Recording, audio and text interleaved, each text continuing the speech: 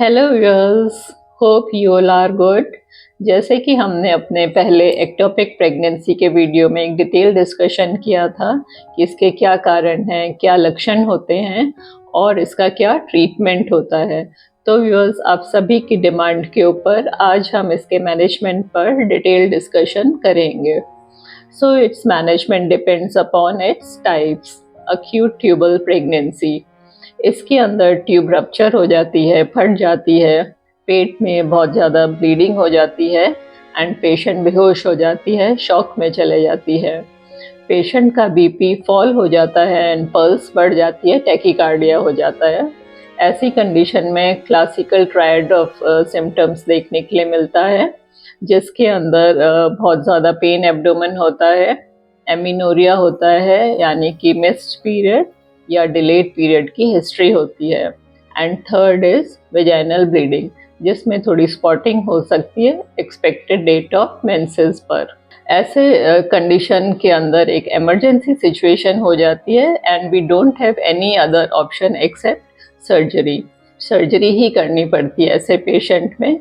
Laparotomy करनी पड़ती है, ब्लड ट्रांसफ्यूजन करना पड़ता है, आईवी फ्लूइड्स देना पड़ता है, और अगर पेशेंट हॉस्पिटल पहुंचने में देर कर दे तो पेशेंट की जान भी जा सकती है।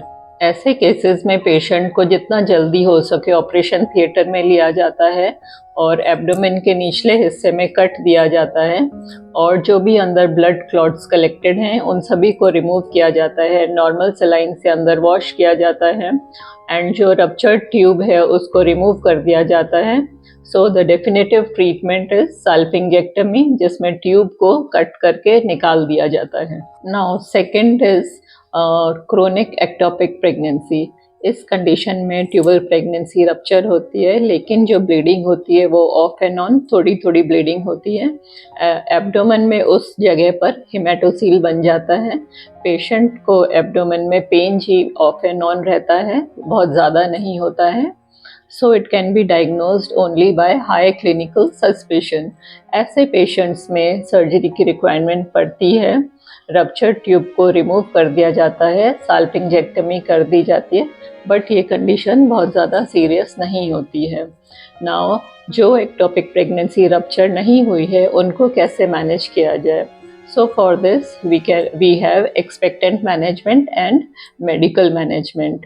In expectant management we don't give any treatment to the patient, कोई ट्रीटमेंट इसमें नहीं दिया जाता है, लेकिन पेशेंट को हम एडमिट कर सकते हैं ऑब्जर्वेशन के लिए।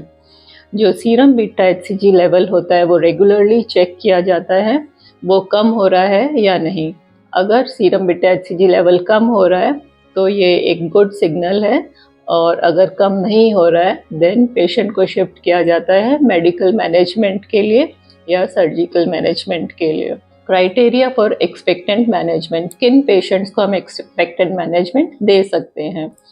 इसमें जो प्रेगनेंसी का ड्यूरेशन है वो 42 डेज से कम रहना चाहिए, एंड जो सीरम बीटा एचसीजी लेवल है वो 2500 से कम होना चाहिए। पेशेंट की कंडीशन स्टेबल होनी चाहिए, पेशेंट को कोई सिम्टम नहीं होना चाहिए।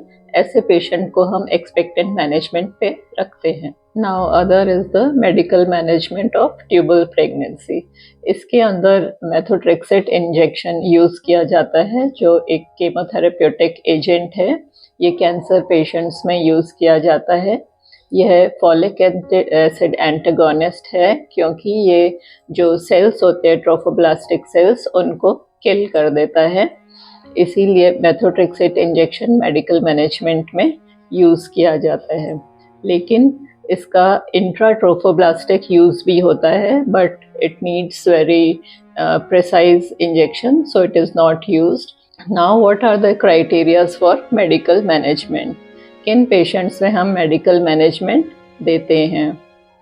वो पेशेंट जिनके अंदर serum beta HCG level 5000 international unit से कम होता है, कार्डियक एक्टिविटी फीटस की एब्सेंट होती है, जेस्टेशनल सैक 3.5 सेंटीमीटर से कम होती है, और पेशेंट हीमोडायनामिकली स्टेबल होना चाहिए, उसके बीपी पल्स नॉर्मल होना चाहिए, और वो रेगुलर विजिट हॉस्पिटल में कर सके, फॉलोअप के लिए रेगुलरली आ सके। ऐसे पेशेंट्स में हम मेडिकल मैनेजमेंट दे सकते हैं। जब पेशेंट हमारे पास मेडिकल मैनेजमेंट के लिए आती है तो फर्स्ट डे उसको मेथोट्रेक्सेट इंजेक्शन दिया जाता है, जिसकी डोज 50 मिलीग्राम पर स्क्वायर मीटर होती है। एंड डे 4 टू डे 7 पर हम लोग उसका serum beta HCG level check करते हैं।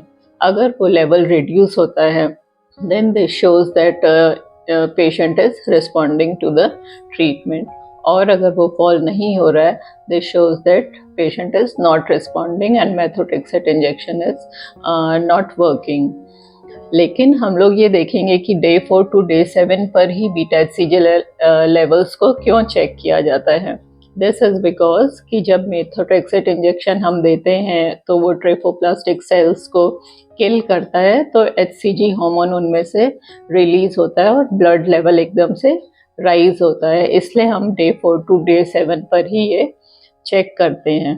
अगर सीरम बीटा HCG लेवल्स 15% से ज़्यादा डिक्रीज नहीं होता है, this shows that methotrexate injection is not working. Then we can repeat the dose of injection methotrexate second time. लेकिन अगर सेकेंड टाइम देने के बाद में भी सीरम बीटा HCG लेवल्स कम नहीं होते हैं 50% भी, this shows that patient is not responding at all, and उसके बाद हम पेशेंट को ये मेडिकल मैनेजमेंट स्टॉप कर देते हैं और सर्जिकल मैनेजमेंट पे शिफ्ट कर देते हैं। मेथोट्रेक्सेट इंजेक्शंस देने के बाद पेशेंट्स को 3 मंथ्स तक कॉन्ट्रासेप्टिव यूज़ करने होंगे, because methotrexate injection is harmful for the baby and it can cause damage to the baby. सो 3 मंथ्स तक प्रेगनेंसी नहीं करनी है। Now the other is surgical management. उन पेशेंट्स में जिनमें मेडिकल मैनेजमेंट फेल हो गया है या जिनमें जो हीमोडायनामिकली अनस्टेबल पेशेंट्स हैं, अक्यूट ट्यूबल प्रेगनेंसी वाले पेशेंट्स जिनमें ट्यूब रप्चर हो गई है, या फिर जिनमें मेथोट्रेक्सेट कॉन्ट्राइंडिकेटेड हो, जो जैसे कि ब्रेस्ट फीडिंग मदर्स हैं, या फिर पेप्टिक अल्सर के पेशेंट्स हों, या जिसमें लिवर और किडनी की कुछ प्रॉब्लम हो, या इम्यूनोडेफिशिएंट पेशेंट्स हो, इन सभी के अंदर सर्जिकल मैनेजमेंट किया जाता है। सर्जिकल मैनेजमेंट के अंदर 2 मेथड्स हैं। फर्स्ट इज लेप्रोस्कोपी यानी कि दूरबीन से, एंड सेकेंड इज लेप्रोटमी यानी एब्डोमेन में इंसिजन देके। लेप्रोस्कोपिक सर्जरी के लिए पेशेंट स्टेबल होना चाहिए, बीपी पल्स नॉर्मल होना चाहिए। ये की होल सर्जरी है जिसमें अम्बलाइकस यानी सुंडी से एक कैमरा इंसर्ट किया जाता है और बाकी जो इंस्ट्रूमेंट्स होते हैं वो पेट के निचले हिस्से से इंसर्ट किए जाते हैं। लेप्रोस्कोपिक सर्जरी जनरल एनेस्थीसिया में की जाती है, जिसमें जो डैमेज ट्यूब होती है उसको कम्प्लीटली रिमूव कर दिया जाता है। Best option is to get it removed because इसमें रेकरेंस के रेट बहुत ज़्यादा रहते हैं। सेकेंड ऑप्शन इज लेप्रोटमी, जिसमें पेट के निचले हिस्से में कट दिया जाता है, जिसके थ्रू जो डैमेज ट्यूब है उसको रिमूव कर दिया जाता है।